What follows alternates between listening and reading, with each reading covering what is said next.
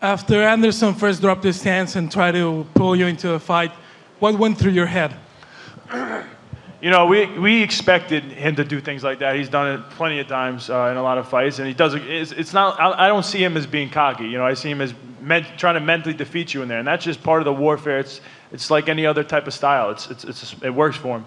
But I tried not to let it get in my head. I'm like, you know, I'm just gonna keep walking forward. I'm throwing my punches. I'm gonna keep moving forward, and then it got to the point when he was doing it, and I'm like, you know what? Screw this. I'm hitting him. You know.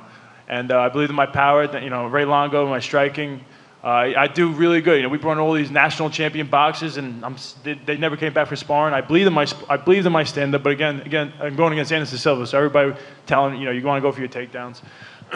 But when you mix it up, things like that happen. And what was the advice from your corner during the break between the rounds?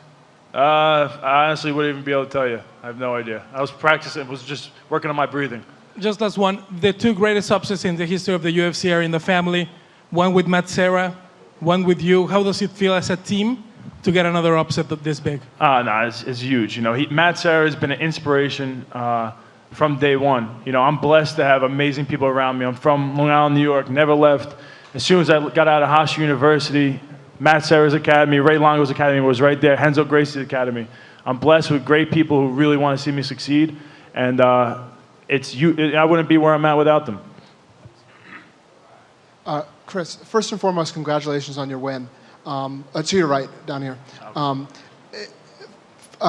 In terms of the fight, in the first round, you were doing very well before any of the histrionics. You know, you took him down, you landed some shots, you went for some submissions. It was looking like it might be setting up for a fight where you would win throughout the fight and you know, take it away from him. Obviously, a lot of people and a lot of the talk after what happened in the second round is instead more on Anderson and what Anderson did and the idea that essentially Anderson beat himself in spite of how good you looked early on. Does that frustrate you at all that you know, perhaps he took that from you to a degree, that rather than the story in a lot of people's minds being that you beat this guy after so many years of dominance, that instead in a lot of people are thinking rather about what Anderson did rather than what you did? Anderson Silva has won his fights, a lot of his fights, because of what he did and what I caught him on. It's not like he's not letting his defense down. It looks like he is, but he knows exactly what he's doing.